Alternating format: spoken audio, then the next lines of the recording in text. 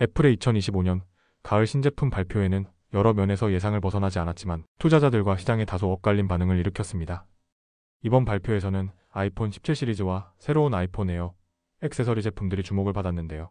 특히 가격 정책과 제품 믹스, 그리고 기술적 혁신에 대한 다양한 의견이 제기되었습니다. JP모건은 애플의 신제품에 대해 우호적인 평가와 더불어 몇 가지 단점도 언급하며 향후 소비자 반응과 판매 실적에 대한 분석을 내놓았습니다. 지금부터 그 내용을 자세히 살펴보겠습니다. 애플의 가장 큰 발표는 아이폰 17 시리즈였으며 그 중에서도 17, 17 프로, 17 프로 맥스 모델들이 중심이 되었습니다. 이들 모델은 우호적인 가격 정책을 유지하며 예상보다 가격 인상이 적었던 점에서 긍정적인 반응을 얻었습니다. 특히 아이폰 17 모델은 $799에서 시작되며 기본 저장 용량이 256GB로 상향 조정되었습니다. 이는 애플이 가격을 동결하면서도 저장 용량을 늘린 점으로 소비자들에게 좋은 평가를 받을 것으로 예상됩니다.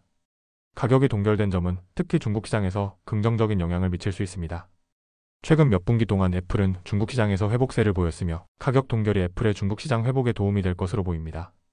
그동안 가격 인상이 예상되었던 상황에서 가격을 동결한 결정은 판매량에 긍정적인 영향을 줄 수 있기 때문입니다.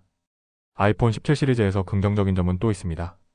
바로 프로 모델에 대한 수요 증가입니다. 프로 모델은 기존의 프로 모델들과 비교했을 때 기술적인 업데이트가 대폭 이루어졌기 때문에 더 실질적인 변화가 이루어진 제품으로 인식되고 있습니다.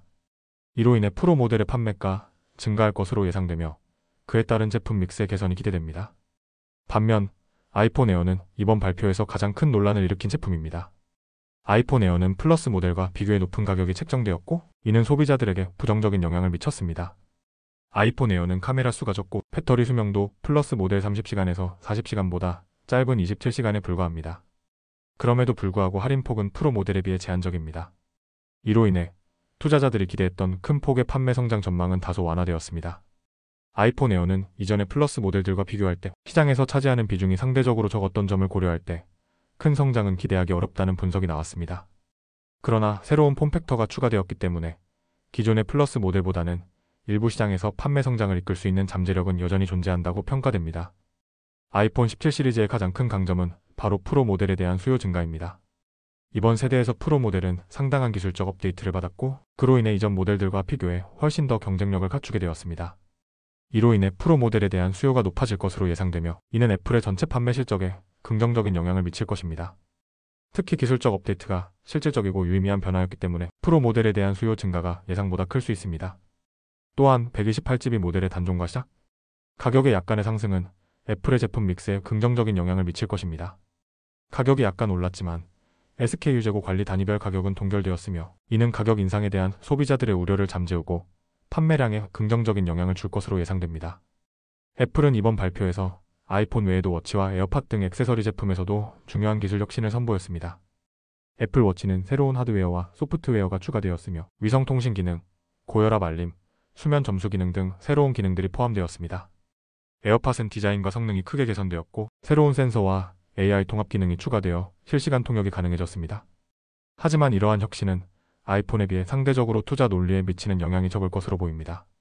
액세서리 제품들은 중요하지만 애플의 전체 사업에서 핵심인 아이폰이 전체 실적에 미치는 영향이 훨씬 크기 때문입니다. 그럼에도 불구하고 액세서리 제품들이 매출에 긍정적인 영향을 미치지 않을 것이라고 볼 수는 없습니다.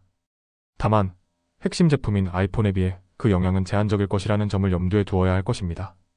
2025년 가을 애플 신제품 발표에는 전반적으로 우호적인 가격 정책과 제품 믹스의 개선이 긍정적인 영향을 미쳤습니다.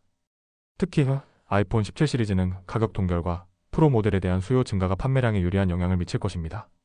그러나 아이폰 에어의 높은 가격 책정은 낙관적인 판매 성장 전망을 다소 완화시키는 요인이 될 수 있습니다. 액세서리 부문에서의 혁신도 있었지만 그로 인한 긍정적인 효과는 전체 사업 성과에 비해 제한적일 것입니다. 향후 소비자 반응과 판매 동향이 어떻게 전개될지 지켜보는 것이 중요한 시점입니다. 애플이 어떻게 시장에서 반응을 이끌어낼지, 그리고 그 반응이 향후 몇 분기 동안 애플의 실적에 어떤 영향을 미칠지에 대한 분석이 더욱 중요해질 것입니다. 영상이 유익하셨다면 좋아요, 구독 부탁드립니다.